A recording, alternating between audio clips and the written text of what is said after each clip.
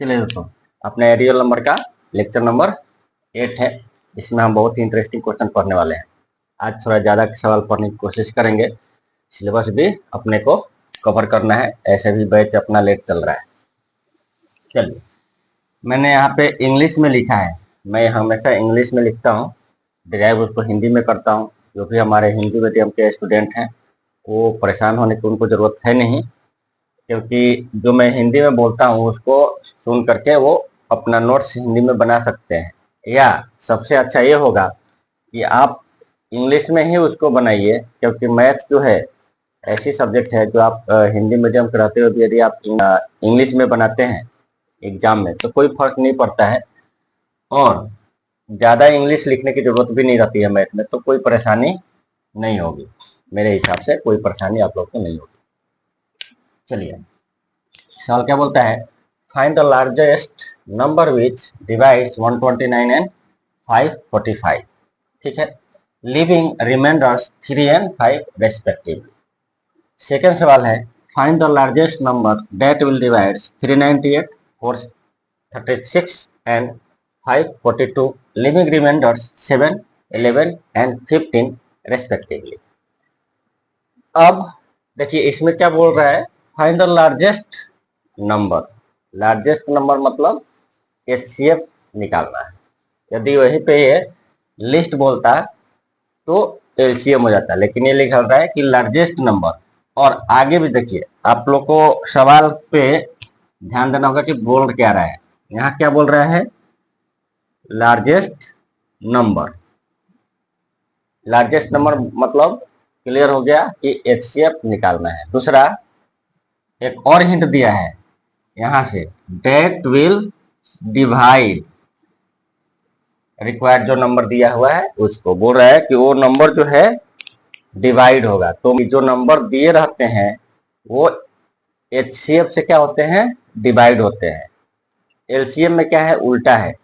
जो आपका LCM मिलता है, मान लीजिए आपका LCM 5000 मिल गया, तो ये जो है 5000 जिसका LCM है, आपने जिस नंबर का, मान लीजिए 4 नंबर दिए हुए हैं, उस 4 नंबर का आपने LCM निकाला है, तो ये जो है उस चारों नंबर से क्या होगा, डिवाइड होगा। लेकिन HCF में क्या है, यदि आपका HCF 5 है तो ये जिस नंबर का HCF है, मतलब मान लीजिए 3 नंबर दिया हुआ है XYZ, तो XYZ जो है तीनों 5 से क्या होंगे, डिवाइड होंगे। ज्यादा डिफिनेशन रखने की जरूरत नहीं है, डिफिनेशन समझिए आसान भाषा में, सिंपल। जो LCM होगा वो दिए हुए नंबरों से डिवाइड होगा, जो HCF होगा वो दिए हुए नंबरों को डिवाइड करेगा। ठीक है, तो यहाँ पे ये बोल रहा है डेट विल डिवाइड 398, 436 एंड 542, मतलब ये तीनों नंबर जो है उससे डिवाइड हो रहे हैं। इसका मतलब ये हुआ कि सवाल में हमको क्या बोल रहा है, HCF निकालने की बोल रहा है। डायरेक्ट HCF नहीं बोल रहा है, लेकिन आपको ये इसका मीनिंग समझना पड़ेगा कि ये सवाल बोल क्या रहा है। कितने स्टूडेंट जो हैं उनको ये मीनिंग ही समझने में दिक्कत हो जाती है कि ये सवाल क्या बोल रहा है, और सवाल छोड़ के आते हैं। ठीक है, वो छोड़ के ही आते हैं। तो सबसे पहले आप वो देखिए कि सवाल में आपसे पूछ क्या रहा है, जिसका यूज करके आप सवाल को बना सकते हैं। ठीक, चलिए ये क्लियर हो गया कि हमको HCF निकालना है। लेकिन आगे भी बोल रहा है लिविंग रिमाइंडर 3 एंड 5 रेस्पेक्टिवली, और इसमें क्या बोल रहा है 7, 11, 15 रेस्पेक्टिवली। मतलब जब डिवाइड कर रहे हैं तो रिमाइंडर बच रहा है। रिमाइंडर बच रहा है मतलब कि ये जो 2 नंबर दिए हुए हैं या ये 3 नंबर दिए हुए हैं वो पूरी तरह डिवाइड नहीं हो रहा है। और डिवाइड होने का मतलब है कि रिमाइंडर क्या होना चाहिए, 0। रिमाइंडर यदि 0 नहीं होगा तो वो पूरी तरह से डिवाइड नहीं हो रहा है। तो क्या करेंगे, अब यहाँ भी कंफ्यूज होने की जरूरत नहीं है। देखिए जब डिवाइड कर रहे हैं तो 3 रिमाइंडर बच रहा है। मान लीजिए 16 है और 18 है, और आपको एक नंबर देते हैं 4, बोल रहे हैं कि 4 से डिवाइड कीजिए।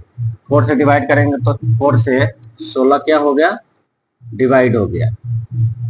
रिमाइंडर आपका क्या हो गया, 0 हो गया। लेकिन 18 क्या हो रहा है, डिवाइड नहीं हो रहा है, यह भी 4 टाइम्स जाएगा, तो रिमाइंडर क्या बचेगा 2, रिमाइंडर 2 बच रहा है।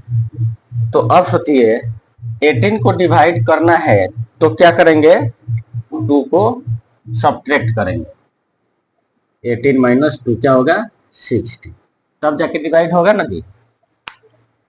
2 को हमको रिमाइंडर यदि मालूम है तो रिमाइंडर मालूम है तो ये भी मालूम कर सकते हैं कि कौन सी संख्या हो जो डिवाइड हो जाएगी। तो क्या करेंगे, रिमाइंडर को घटाएंगे तो वो रिक्वायर्ड संख्या अपने को मालूम चल जाएगा कि डिवाइड कौन सा होने वाला है। तो यहाँ पे भी ये बोल रहा है, तो ये कंसेप्ट भी अपना क्लियर हो गया। ठीक, चलिए अब क्या करना है, आपका रिमाइंडर मालूम है तो इनमें से रिमाइंडर को क्या करेंगे, सब्ट्रैक्ट करेंगे, सब्ट्रैक्ट करेंगे तो रिक्वायर्ड नंबर आपको मालूम चल जाएगा। चलिए क्लियर हो गया हमारा, क्लियरली रिक्वायर्ड नंबर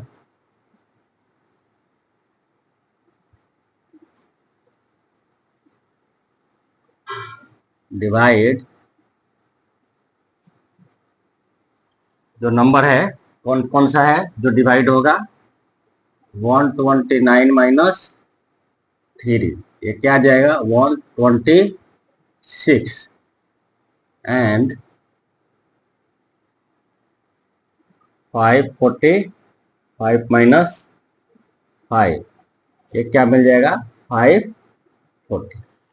देखिए रिमाइंडर 3 था तो 126 आया, मतलब 126 जो है इस लार्जेस्ट नंबर से क्या हो जाएगा, डिवाइड हो जाएगा। अब यहाँ पे 540 है, 545 था, 5 रिमाइंडर था, माइनस किया तो 540 आया, मतलब 540 जो है लार्जेस्ट नंबर से डिवाइड हो जाएगा। अब एचसीएफ किसका निकालेंगे, 126 और 540 का। वो क्या बोल रहा था, लार्जेस्ट नंबर उसका निकालना है जो इन नंबरों को डिवाइड करे, लेकिन ये क्या कर रहे हैं, लिविंग कर रहे थे, रिमाइंडर छोड़ रहे थे, मतलब रिक्वायर्ड जो नंबर था जिसका हम एचसीएफ निकालना था वो क्या हो गया 126 और 540, 129 और 545 का एचसीएफ नहीं निकाल करके हम इन दोनों का रिमाइंडर इन दोनों का एचसीएफ निकालेंगे तो इसका रिमाइंडर निकल जाएगा। क्यों, क्योंकि वहां पे कुछ रिमाइंडर बच रहा था। चलिए अब हम एचसीएफ किसका निकालेंगे, एचसीएफ ऑफ 126 एंड 540। अब यहाँ पे 2-3 तरीके से एचसीएफ निकाल सकते हैं। ठीक, फैक्टराइजेशन मेथड का यूज कर लेते हैं।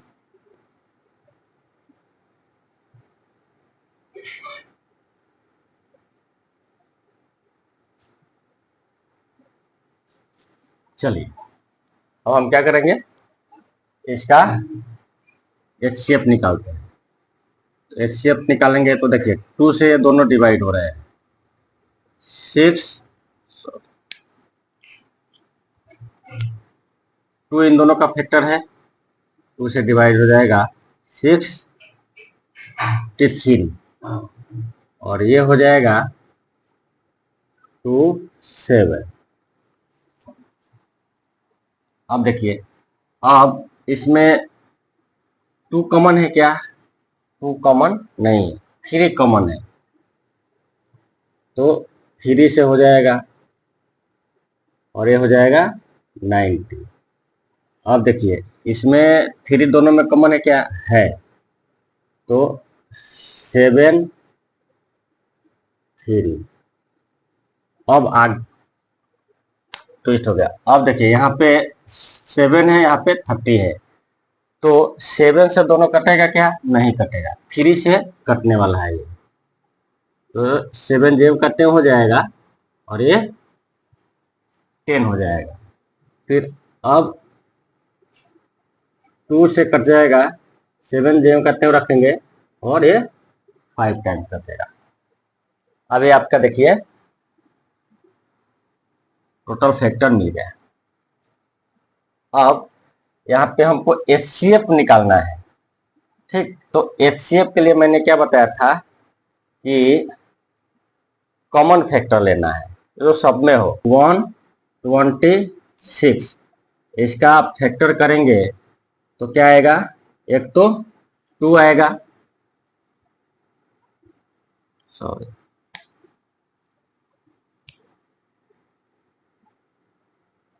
2 आ जाएगा। उसके बाद ये 3 से दोनों कट रहा है, 63 और 21 यानी 3 स्क्वायर। बाद में लिविंग क्या कर रहा है, ये 7 कर रहा है। अब आते हैं 540 पे। 545 जो है 2 से डिवाइड हो रहा है यहाँ भी, ठीक, और 2 से यहाँ भी डिवाइड हो रहा है 10, तो 2 स्क्वायर।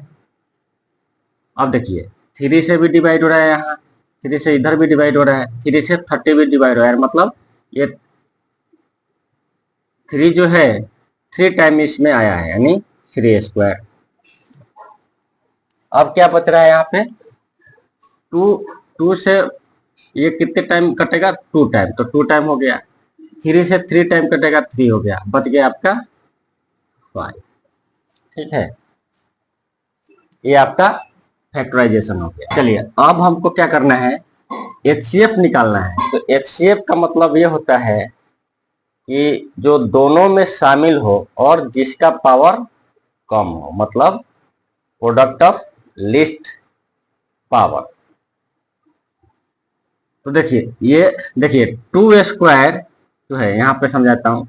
2 स्क्वायर यदि आप लेते हैं तो गलत हो जाएगा, क्यों, क्योंकि 2 स्क्वायर केवल 540 में कॉमन है आपका, 126 में नहीं है। लेकिन 2 क्या है, दोनों में है, तो क्या ले लेंगे, एक 2 ले लेंगे। हमको क्या चाहिए, HCF। अब देखिए 3 स्क्वायर दोनों में शामिल है, इसमें भी है और इसमें भी है, दोनों में कॉमन होना चाहिए। ठीक है, तो एक क्या हो जाएगा आपका, 3 स्क्वायर हो जाएगा। और 7 देखिए, 7 केवल 126 में है, इसमें नहीं है। 5 केवल 540 में है, 126 में नहीं है, तो ये दोनों को नहीं लेंगे HCF के लिए। ठीक है, क्योंकि HCF का परिभाषा फुल फॉर्म क्या होता है, highest common factor.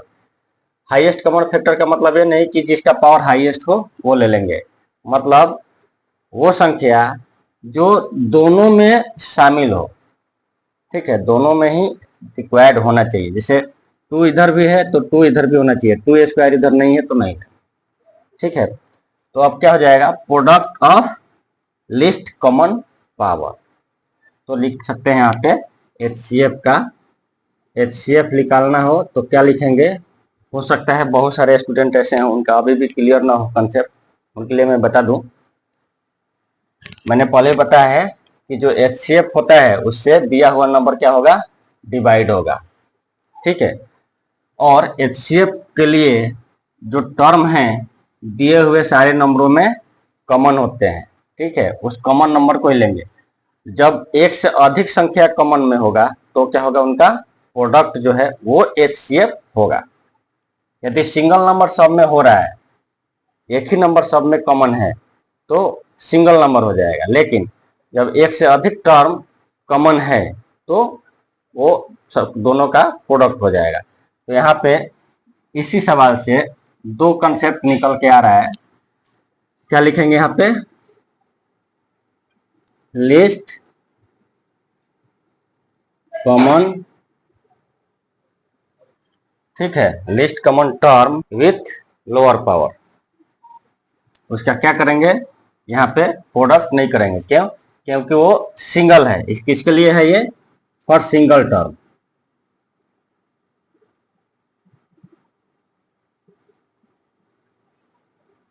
Single term, एक ही टर्म जो है सब में कॉमन है और कोई भी टर्म कॉमन नहीं है, तो कॉमन टर्म वाला पावर ले लेंगे जो सबसे लोअर पावर का होगा।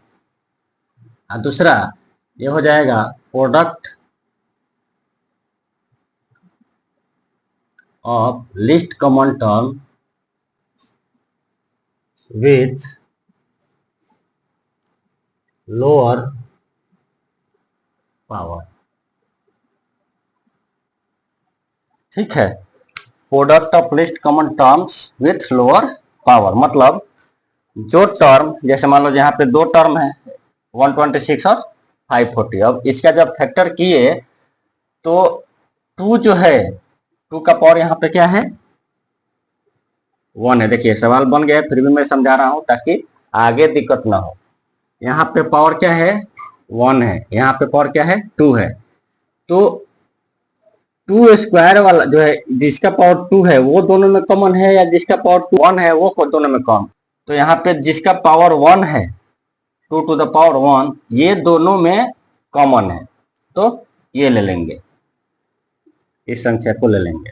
अब 3 स्क्वायर इसमें भी है 3 स्क्वायर, मतलब 3 का पावर जो है 2 है, तो ये दोनों में कॉमन है तो इसको ले लेंगे। लेकिन 7 और 5 जो है दोनों में कॉमन नहीं है, सिंगल सिंगल आ रहा है, तो उसको नहीं लेंगे। तो अब यहाँ पे 2 और 3 दो टर्म हो गए, तो दोनों टर्म का क्या निकालेंगे प्रोडक्ट निकालेंगे। तो जब प्रोडक्ट निकालेंगे तो आपका एचसीएफ निकल जाएगा। लेकिन यहाँ पे केवल 2 आता तो एचसीएफ क्या हो जाता 2 हो जाता। ठीक है मेरे भाई, तो इस तरह से सवाल को समझना है, कंसेप्ट समझना है। सवाल तो लाखों होंगे, ठीक है, कंसेप्ट क्लियर है तो आपका बनेगा। चलिए सवाल बन गया है, अब आप लोग को सेकंड क्वेश्चन सॉल्व करके कमेंट में इसका आंसर डालना है कि आपका आंसर क्या आ रहा है, ताकि मुझे पता चले कि जो स्टूडेंट हैं वो एक्टिव है। ठीक है, चलिए और भी बहुत सारे सवाल हैं जो हम आगे पढ़ेंगे, लेकिन कुछ सवाल आज हम क्लियर करेंगे। देखिए एक सवाल जो है इसमें बोल रहा है कि 2 tank contain 504 and 735 litres of milk respectively, मतलब 504 लीटर और 735 लीटर से वो टैंक क्या है भरा हुआ है। Find the maximum capacity of a container. अब देखिए यहाँ पे हिंट दे दिया, मैक्सिमम कैपेसिटी, मैक्सिमम कैपेसिटी मतलब एचसीएफ निकालना है। Maximum capacity of a container which can measure the milk of either tank and exact number of time। ठीक है, एग्जैक्ट नंबर ऑफ टाइम, मतलब 504 और 735 का क्या निकालना है एचसीएफ निकालना है। तो इसको फैक्टर कर देंगे, एचसीएफ आपका निकल जाएगा, तो ये भी कोई बड़ी बात नहीं है।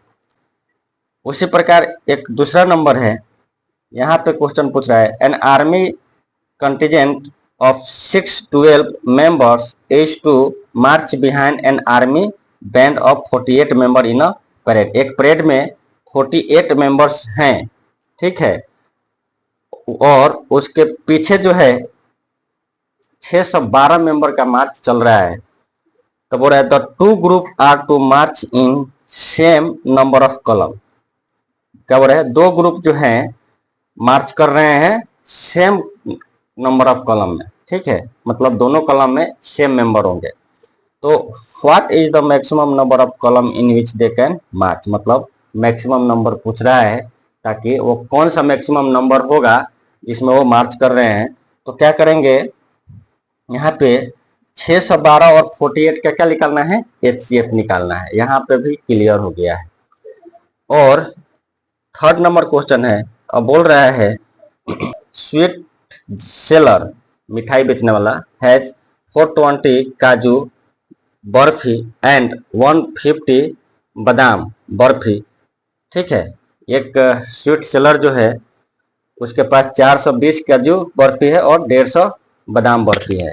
He want to stock them in such a way, वो इस प्रकार इसको स्टॉक करना चाहता है that each stock has the same number, ताकि प्रत्येक स्टॉक में सेम नंबर हो। And they take off the list area of the tray. ठीक है, ताकि ट्रे जो है उसमें लिस्ट एरिया वो कवर भी करे। How many of this can be placed, वो उसको कैसे रखे प्रत्येक स्टॉक में in each stock. How many stock are form, मतलब कितना स्टॉक बनेगा ये बताना है। तो इसमें भी हमको क्या करना है 420 और 150 का एचसीएफ निकालना है। जब ये एचसीएफ निकल जाएगा, अब हमको क्या निकालना है how many stock are form, कितना स्टॉक फॉर्म भर रहा है, तो नंबर ऑफ स्टॉक के लिए क्या करेंगे, 420 और 150 में उस HCF से क्या करेंगे, जो HCF आपका आएगा, मान लीजिए HCF आपका XYZ, HCF जो है आपका X आ गया, HCF क्या आया, जब आप 420 और 150 का 420 और 150 का निकाल रहे हैं HCF, तो मान लो X आ गया, तो अब क्या करेंगे, मैक्सिमम स्टॉक निकालना है, तो स्टॉक निकालने के क्या करेंगे, 420 by X plus 150 by X कर देंगे, तो आपका मान लीजिए Z आ गया, तो ये Z क्या होगा, आपका नंबर ऑफ स्टॉक हो जाएगा। तो इसको आप बना के देखेंगे, ठीक है। मैंने जो सवाल पढ़ा है उसको हिंदी में या कहीं नोट कर सकते हैं और फिर उसको बना के देखिए। पहले HCF निकालिए, जो HCF आता है उसे इन दोनों में डिवाइड करके जोड़ दीजिए, तो आपका वो आंसर निकल जाएगा। चलिए, हमने आज ज़्यादा से ज़्यादा सवाल कवर किया है। आशा करता हूँ वीडियो आप लोग को पसंद आया होगा, कंसेप्ट भी क्लियर हुआ होगा, कोई प्रॉब्लम नहीं होगा। तो वीडियो को लाइक कीजिए, शेयर कीजिए, चैनल को सब्सक्राइब कीजिए। मिलते हैं अगले वीडियो में, तब तक के लिए धन्यवाद।